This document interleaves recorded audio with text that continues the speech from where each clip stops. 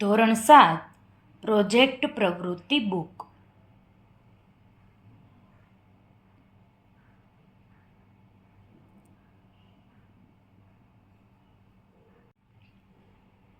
પાના number 24, project પ્રવૃત્તિ 8 મારું ગીત. આપના ગામમાં, ઘરમાં, આજુબાજુ, પડોશમાં તહેવારો, શુભ પ્રસંગોએ કે અન્ય ઉજવણીઓના સમયે તમે બાળપણથી લોકગીતો સાંભળ્યા હશે. આ પ્રકારના લોકગીતો હજી પણ આપના માતા પિતા, દાદા દાદી, સગાવાલાના મુખે ગવાતા જ હશે.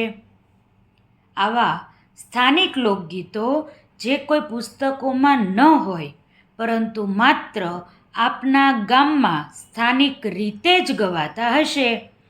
આવા લોકગીતો પૈકીનું કોઈ એક લોકગીત નીચેના ભાગમાં લખો. શેરી કે ફળિયાના મિત્રો અને વડીલો સાથે રજાના દિવસે લોકગીત માણો. લોકગીતનું નામ છે સવા બશેરનું મારું દાતરડું. ઘણું જૂનું લોકગીત છે. પહેલાંના સમયમાં બધાને વાડીએ કામ કરવા જવું પડતું. આખો દિવસ કામ કરે પછી કામના બદલામાં થોડા ઘણા રૂપિયા પૈસા મળે, થોડા ઘણા દાણા મળે અને એવી રીતે ગુજરાન ચાલતું હોય. એ સમયની આ વાત છે. બે બહેનપણીઓ ભેગી થઈ અને ચર્ચા કરતી હોય અને એક બહેનપણી બીજી બહેનપણીને કહેતી હોય કે હવેથી હું વીડી વાઢવા નહીં જાઉં. વીડી એટલે કે જ્યાં ઘાસ ઉગી નીકળતું હોય એવી જગ્યા. તો બહેનપણી પૂછે કે કેમ નથી જવું ભાઈ તારે? તો કે હું કેટલું કામ કરું છું, મારો પતિ કંઈ કામ કરતો નથી અથવા તો ઓછું કામ કરે છે અને મારે ઘરે સંભાળવાનું અને આ બધું કામ કરવાનું, હવે હું નહીં જાઉં. એટલે ખાલી ચર્ચા કરે છે. કામ કરવા તો જવું જ પડતું એ સમયે. માત્ર બે બહેનપણીઓ કેમ પોતાના મનની વાત કરતા હોય એવી રીતે આ ગીત રજૂ થયું છે. પત્ની છે એ ખૂબ કામઢી છે. કામઢી એટલે કે ગમે એવું કામ હોય કરી નાખે અને એના પતિને કામ કરવામાં વાર લાગે છે અથવા તો પત્ની કરતાં ઓછું કામ કરે છે. એના કારણે થઈને પત્નીને એમ થાય છે કે મારા પતિ કરતાં હું વધારે કામ કરું છું, મારો પતિ મારી જેટલું કમાતો નથી, તો પછી હવે મારે જવું નથી. આવી રીતે ખાલી ચર્ચા કરે છે. ચાલો જોઈએ. સવા બશેરનું મારું દાતરડું લોલ, કડ્યો લાલીએ લુહાર મુંજા, હો મુંજા વાલમ ઝીલોલ. હવે નહીં જાઉં વીડી વાઢવા રે લોલ, હે જીરે હવે નહીં જાઉં વીડી વાઢવા રે લોલ. સાવરે સોનાનું મારું દાતરડું લોલ, હીરેનો બંધિયો એનો હાથ મુંજા, હે મુંજા વાલમ ઝીલોલ. હવે નહીં જાઉં વીડી વાઢવા રે લોલ, હે જીરે હવે નહીં જાઉં વીડી વાઢવા રે લોલ. પછી વાત કરે છે પરણે વાઢ્યા છે 5 પુલકા રે લોલ, મેરે વાઢ્યા છે 10-20 મુંજા, હે મુંજા વાલમ ઝીલોલ. હવે નહીં જાઉં વીડી વાઢવા રે લોલ, હે જીરે હવે નહીં જાઉં વીડી વાઢવા રે લોલ. એમ કે છે પરણે એટલે કે એનો પતિ.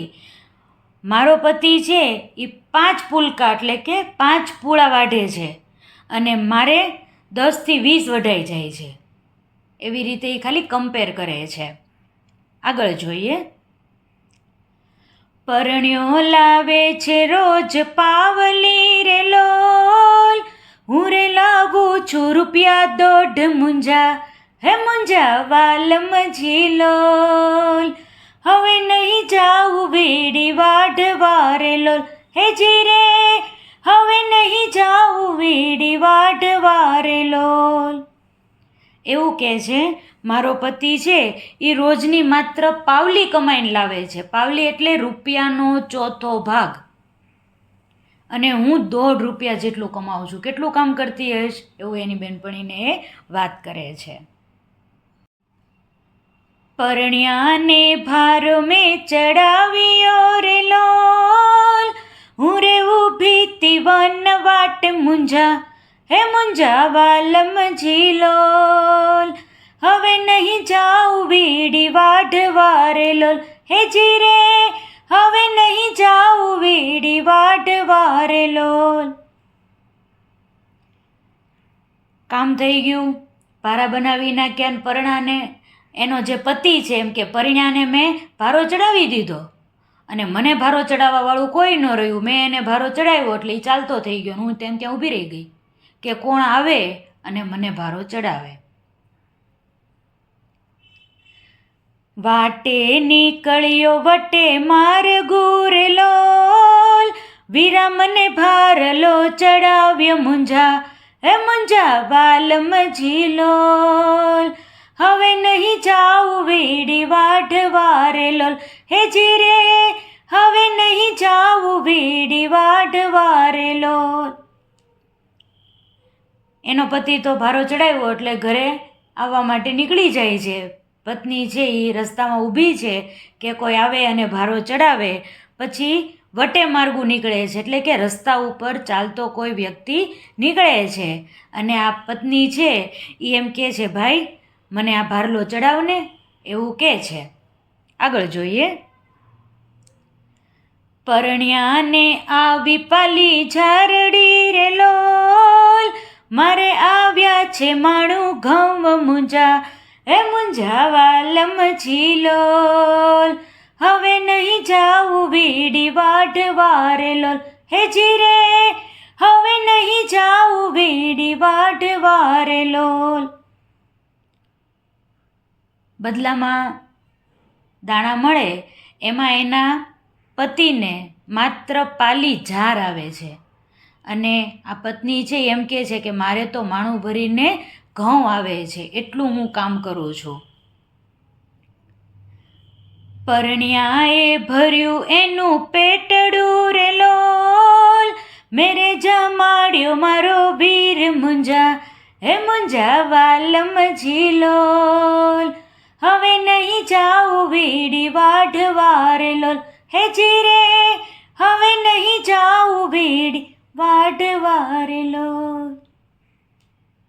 ઘરે આવે છે અને જમવા બેસે છે તો એનો પતિ છે એ જમી લે છે અને પત્ની જમતી નથી, પણ એને પોતાના ભાઈને પહેલાં જમાડે છે અને બીજાને જમાડી અને પછી પોતે જમે છે. એવો ભાવ અહીં વ્યક્ત થયો છે. આ લોકગીતમાં શેના વિશે વાત કરવામાં આવી છે? આ લોકગીતમાં એક સ્ત્રીની વાત કરવામાં આવી છે. સ્ત્રીને વધારે કામઢી માનવામાં આવી છે. હવે આ સ્ત્રી વીડી એટલે કે જે ઘાસ ઉગે તેવી જમીન વાઢવા જવાની ના પાડે છે. તે કહે છે કે તેના પતિ માત્ર 5 પૂળા જ વાઢે છે, જ્યારે તેની સરખામણીએ તે પોતે 10-20 પૂળા વાઢે છે. તે એવું કહેવા માંગે છે કે તે ઘરના કામ પણ કરે છે અને વાડીનું કામ પણ કરે છે. સ્ત્રી હિસાબ માંડે છે કે પતિ પાવલી જ લાવે છે અને તે સ્ત્રી 1.5 રૂપિયો લાવે છે.